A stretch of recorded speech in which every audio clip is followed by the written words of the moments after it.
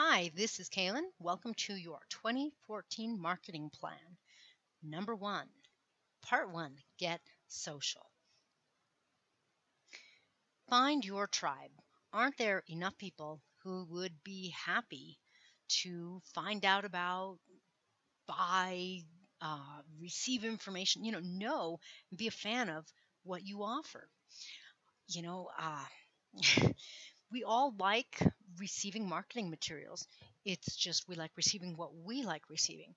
But one thing that I want you to take as a mindset in this lesson for your marketing is if there are fans for someone as crazy and zany as Jim Carrey, who is said to be quite spiritual, if this guy can find movies to be in, then aren't there people out there who would like what you offer? I mean, chances are what you offer is not quite as crazy. So, in some ways, you should have a better chance at being able to get a following and be successful.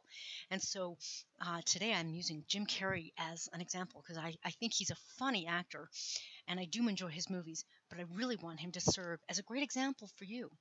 There are people out there, which I'll call your tribe, who actually want to receive marketing materials from you. They want to learn about you. They want to learn about what you offer.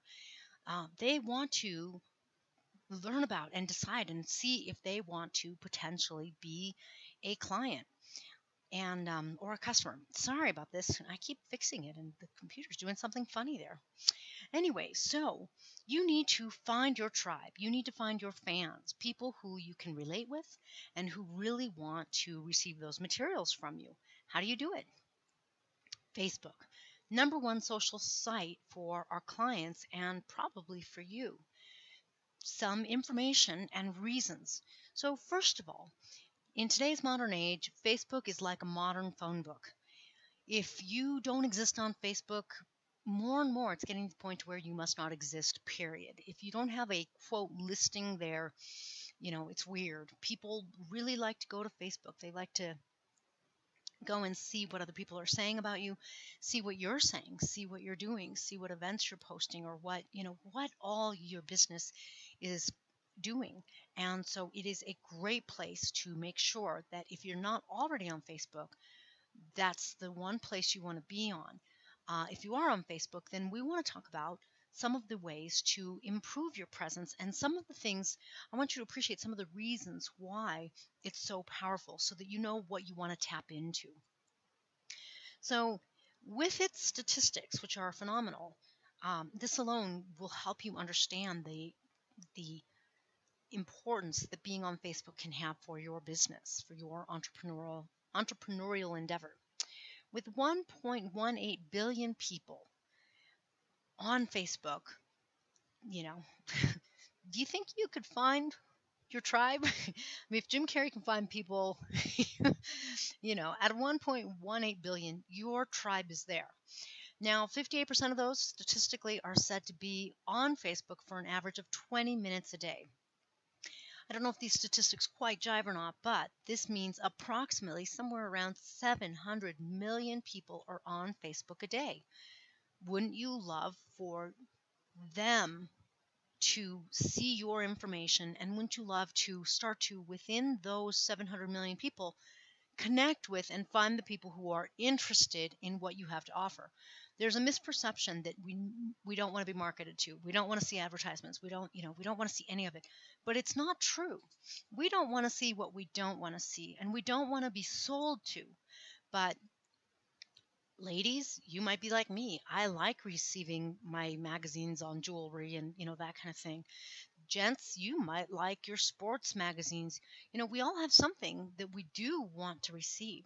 So the trick is, out of all of these people, you want to start to connect with the people who want to receive what you offer. Number one social site that I recommend you be on. I haven't really seen a business thus far, even with our online marketing firm, for whom this is not true. Now, 47% of the businesses with a Facebook page out there see an increase of traffic to their website. This is what marketing is all about. Marketing is all about exposure. I really like saying that marketing is sort of really another way for expressing yourself in your business. So with Facebook, all of what you really want to do is you want to talk about your business such that people will be interested and want to learn more. And like I said, we don't want to be sold to, so you have to make it fun and interesting, and we'll talk about that more later. But um, it is all about telling people some about your business and bringing them to your website, because your website is like your brick and mortar online. That's where you can sell. On Facebook, we want to bring them over.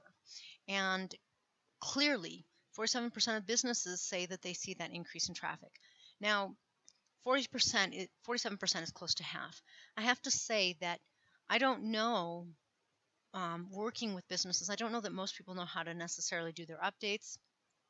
I don't know that they know how to drive traffic to their website. So 47% to me actually seems pretty darn high, considering that a lot of people might not understand how to use Facebook. A lot of businesses might not understand how to use Facebook to get that traffic to their site.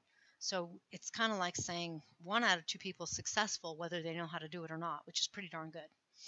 Now, on Facebook, I will say this because this is one action step that you can take today. I want you to post often on Facebook. We recommend 3 times a day. Now, it depends a little on your industry, but generally speaking, 3 is pretty darn good, and that'll probably increase during 2014. But right now, we say about 3 times a day. Again, don't forget, you don't want to just try to sell people. You want to post fun and interesting things, but we will get deeper into that. So, within some more actionable steps, on Facebook, make sure that you have a personalized business page. So, Facebook offers a fan page or a business page. I'm going to use those interchangeably, and a personal page. The distinction is that a personal page is personal. You can adjust your privacy settings, but a personal page is meant to be sort of unseen. You have to approve a friend, you have to become friends with someone else for them to see your page, depending on your privacy settings. Your page is not visible to the world. It's more private. And in some ways, we could almost call this a private page. You don't want a private page. You don't want a private page because, first of all, it's against Facebook's policies as a business. You want a business page. Second of all, Google's not going to be able to index it. Today, Facebook is almost like another place for you to have a website with a very different intent, but it's like another website because Google will index it, and that means you'll get more visibility. So if someone does a search, for example, on your business, it's possible your Facebook page will come up before your page. That means you're coming up in more than one listing, and it also means people can see that they can find you in different places, which is very beneficial. Now, a business page has the advantage of not having a limit. You can have as many fans as you want, and you don't have to approve them the way you have to approve friends, become friends with someone on a personal page. A business page is public. There's nothing necessarily private. There are some privacy settings, but generally speaking, that business page is meant to be out there in the world. So Facebook automatically makes it public. That's what you want. Your business is public. You want everyone to learn about your business. It doesn't mean that they're going to know about you personally. It doesn't mean they're going to know about your personal page. It doesn't mean anything like that. It's really, one way you can think about it is it's another website for your business with a very different intent. And that intent is to be social, it's to network and meet the people who are going to love you and post what you're doing, post what you're all about, post fun and interesting things. On that business page, be sure to have your banner, and later we'll go deeper into that and we'll show you how to do that in case you don't know how. But you want to be sure to have a custom banner and customize your buttons. Get all more into that. If not, it's something you can start to look at. You also want to use the About section. It's right under your profile picture, and it's a good quick snippet where people can quickly look at who you are, what you do, that kind of thing. I strongly recommend that in that about section, in your first sentence or so, you put the URL to your website. 'Cause that's a good place for people to quickly see where they can learn more about you if they're interested. You don't want them to have to search and try to figure out what your website is. You want them to be able to find it right away. Facebook pages. One of the greatest benefits is, to me, Facebook's all about exposure. You can run ads. Now, you can run ads on some other social sites as well, but Facebook right now is offering some unique strengths. The ads tend to be pretty economical, and Facebook has that great audience. And so you can find your target audience.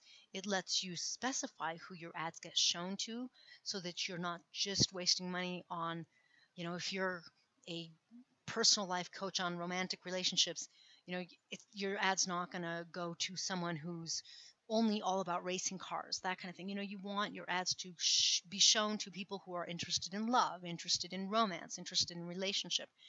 And depending on their information, Facebook has a lot of ways that they can help you really target the audience. So your money is well spent, and it's not too expensive. So it's like a double good. Um, Facebook also increases your exposure when you post great content. So if you post a funny picture, a heartwarming picture, if you post content that is going to capture people's attention, what will happen is you'll get some engagement. Engagement means that someone either likes your post, they comment, or they share it. When they do that, Facebook goes, oh, this must be good, so I'm going to show it more. So the better your content, the more you're going to get that exposure. Now, some other sites have some of that built in as well, but it's pretty pronounced in Facebook. And so Facebook, you can see there are a lot of advantages that it's giving you, and the audience and the ads, I would say, are two of the greatest. If you like to monitor your results, which is important, and I think that's a great idea, you should. Facebook also has some great statistics. Again, probably better than other sites are really going to be able to offer you. Facebook actually will go into great detail in some of the statistics. You can even download Excel sheets or CVC files so that you can look at all sorts of information about your page and the engagement. So it really has quite a bit to offer you here. You can very quickly see what posts are getting the most exposure or the most feedback, which is really beneficial because when you're looking at what to say, when you're looking at, what do my fans like? What are people going to like about my offerings? This is going to give you a pretty good hint because when you see what posts are getting the most exposure or the most feedback, you'll automatically know what people tend to like. Facebook's also going to let you monitor and have virality in your posts. And when something's viral, what that means is that when you post a great picture, for example, and someone who's a fan sees it and likes it, now their friend who is not your fan is likely to see it because their friend liked it. So it sort of becomes that 6 degrees of separation. You can therefore virally show your updates to someone removed 6 degrees or far more, someone who you otherwise weren't connected with because it was such great content that Facebook had it go viral.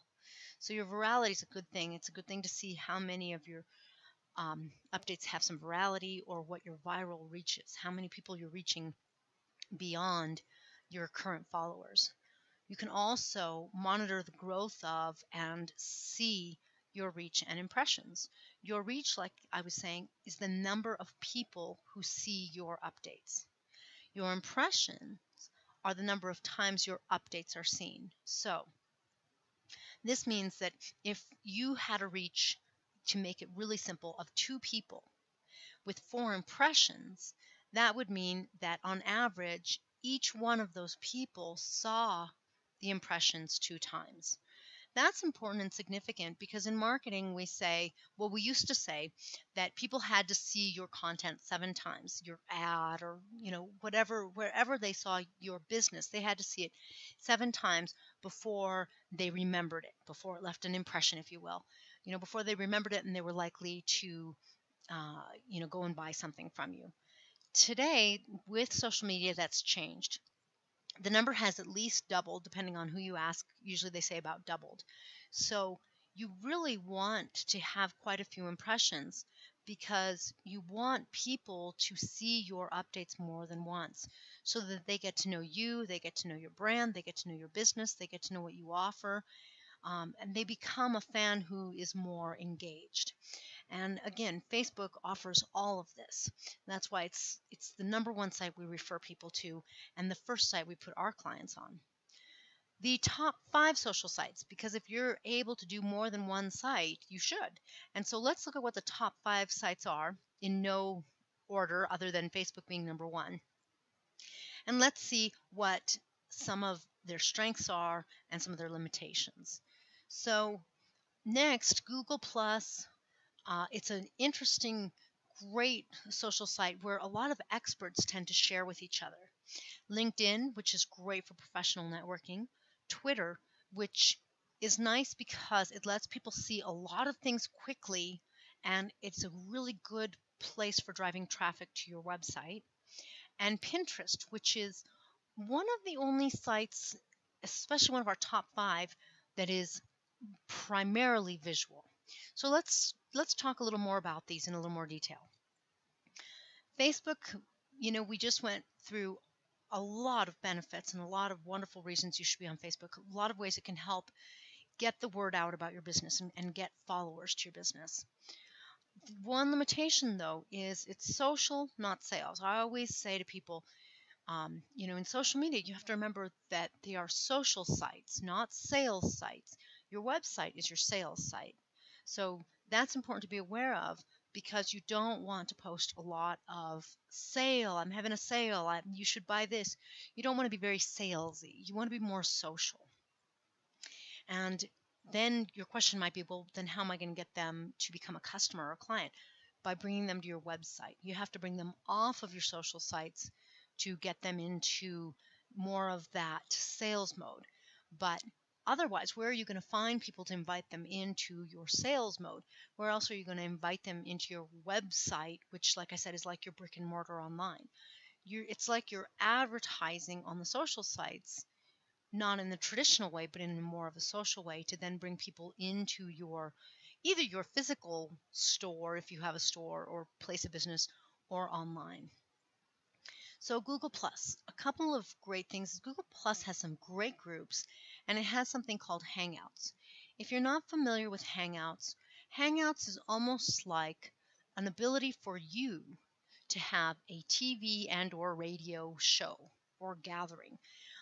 It's sort of like Skype, but much nicer. A lot of people are finding that it's easier to use, and it allows you to connect with a couple of people, a group, a big group, and have shows if you like.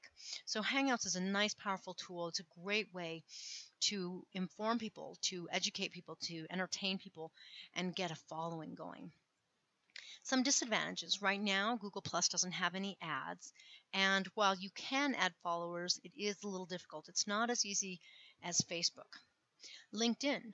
LinkedIn is, like I was saying, great for professional networking. If you're a coach and you're looking for a client, you really want to go somewhere like Facebook. If, on the other hand, you're looking for someone to do a seminar with, you're going to want to go to LinkedIn to find other professionals to connect with, to work with, that kind of thing.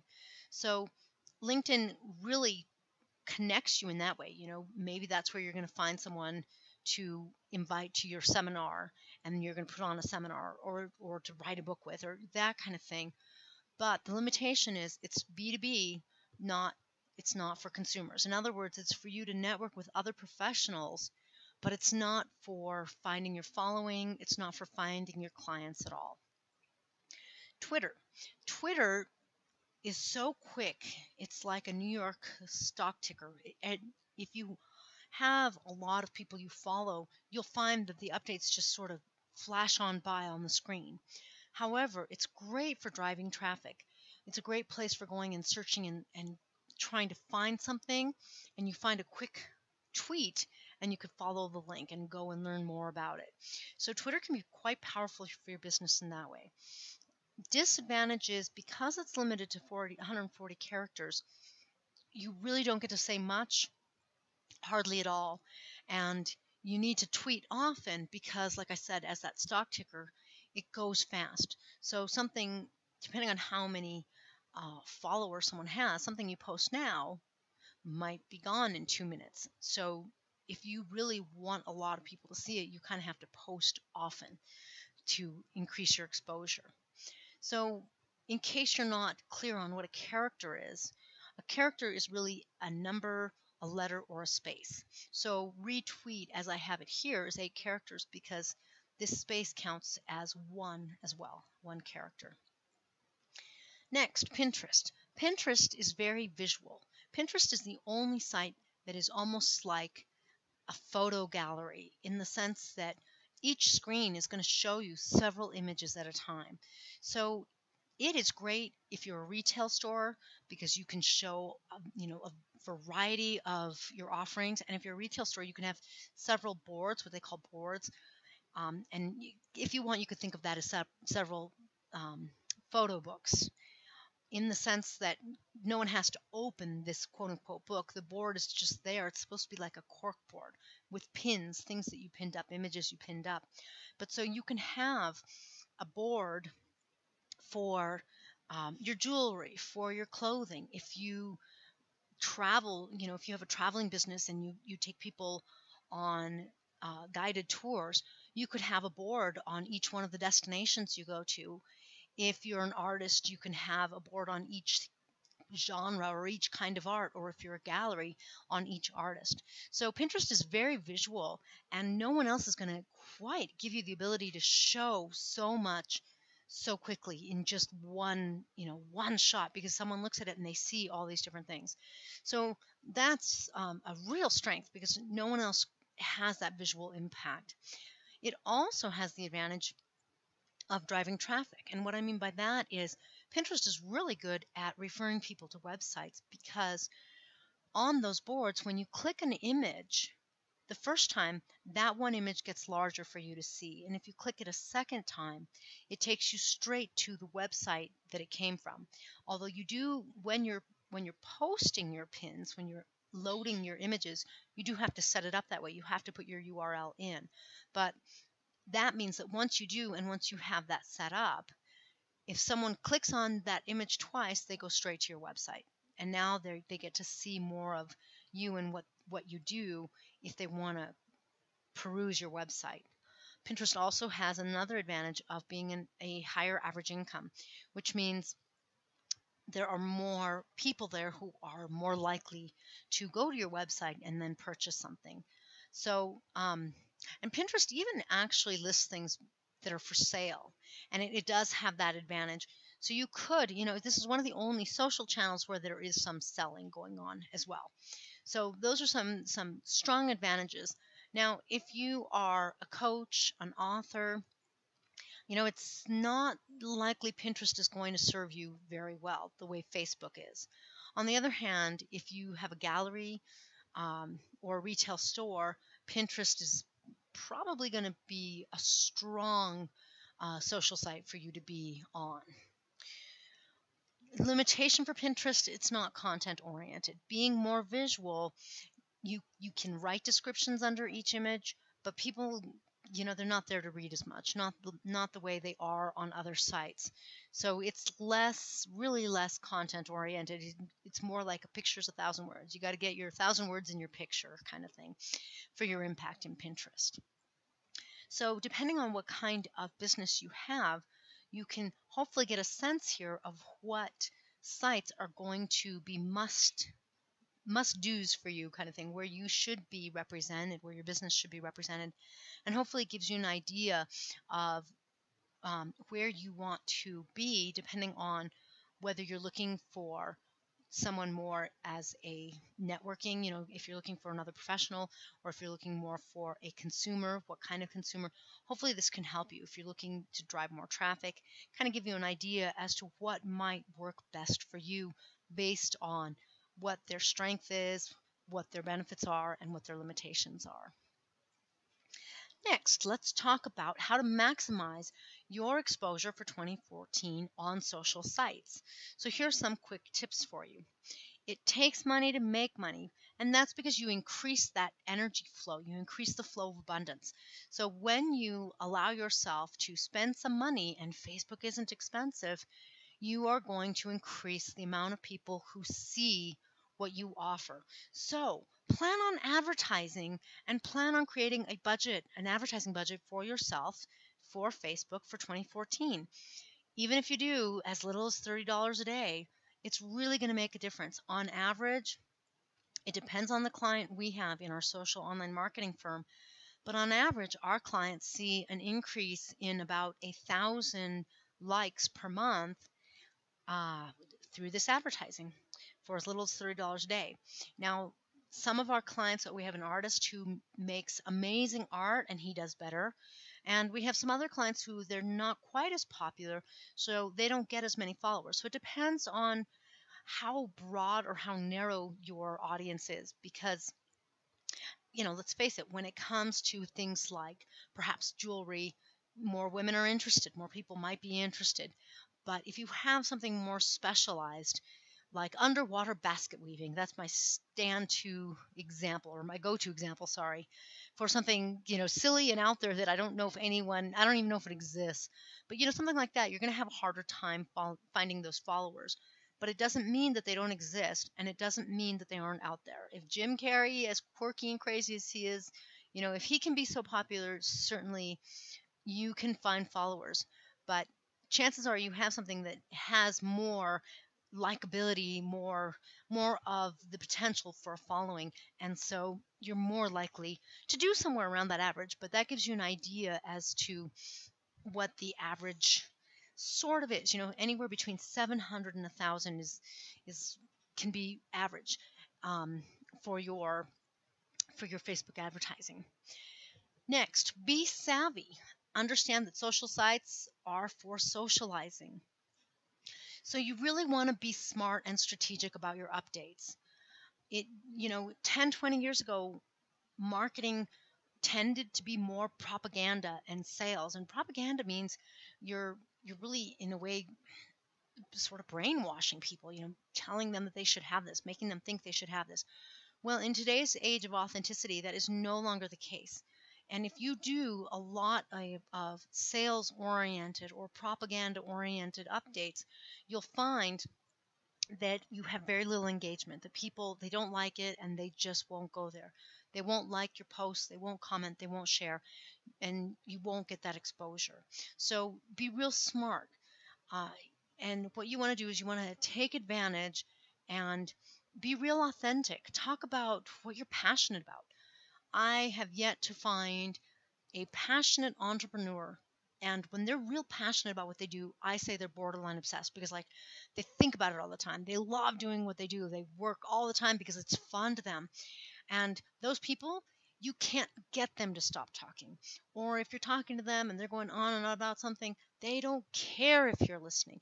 If you're passionate that way, even if you're not quite that passionate, but if you love what you're doing and if it is your mission, if it's your purpose, if um, if it empowers you and you think everyone should know what you do, should benefit from what you do, should read your book, that kind of thing, then you must have a lot to say.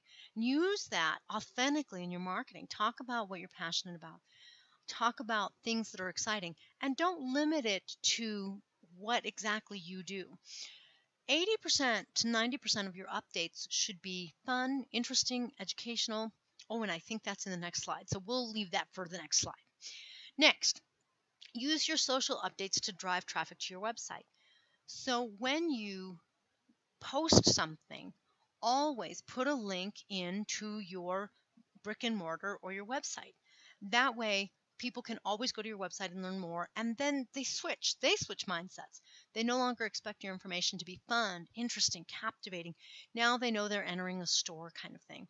So you always want to have that link because not only does it help your search engine optimization, and that's the ranking that Google or your search engine gives your website. Not only does it help that, but It encourages people to come to your website. And that's one way to make sure that you're using your social media to bring people over to your store, quote unquote. Okay, be educational or entertaining. So with your updates, um, and it depends on which site, but certainly namely on Facebook, but this is true, pretty well across the board. Of course, if you're on LinkedIn and you're networking with professionals, this isn't as true. But for most of your sites, be fun and captivating. Updates that are too wordy and aren't visually capturing, they tend to get ignored by your fans and by Facebook. So you actually want to aim for about 70 characters if you want to go for the short, captivating updates. Statistically, those do better. Now, longer updates that are really interesting, that thought provoking, they do well as well. But the number one spot belongs to the shorter updates. Aim to have your updates educate, entertain, inspire, make someone smile, make them laugh, be a little controversial, be heartwarming, be provocative, because these are things that move people. And when you move people, they're more interested, they're more engaged, they'll like your update, they'll share your update, that kind of thing. Always use images that are eye-catching. And this is true with just about any site, although Twitter, you get to attach your image, you don't get to have it be automatically visual.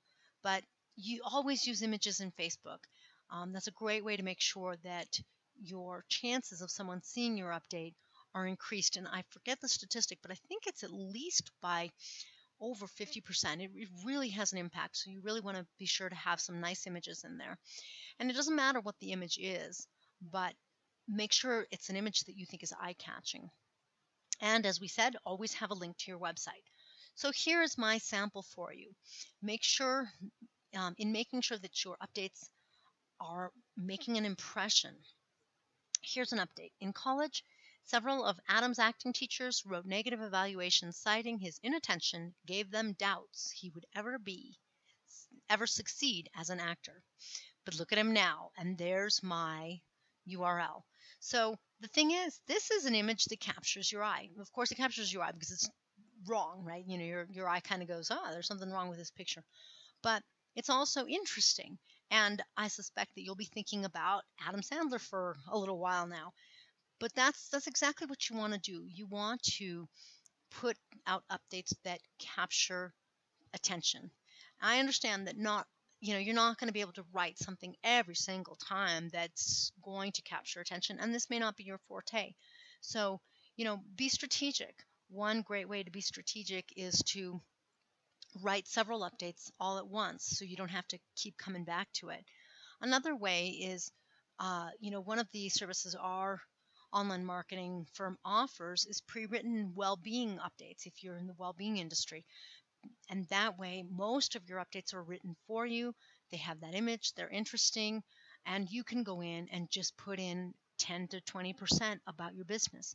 So, there's resources. Be strategic, be smart, and decide what you want to do for your marketing for 2014. It's important to decide and take some steps so that you're making something happen. You're putting energy and focus into your marketing. We've certainly given you several things here that you can use today to improve your marketing, to improve your exposure, to see what sites you want to be on. Maybe you're on a site and you want to add a site. Whatever it is, it's time to start to look at that marketing campaign to have a great 2014 with your business. So don't forget, be you, be authentic, and be unlimited. And if Jim Carrey can be crazy and successful, you can too. So be sure to have the mindset that success just, you just do it. You just go and go and it'll come. Thank you for joining me in this video.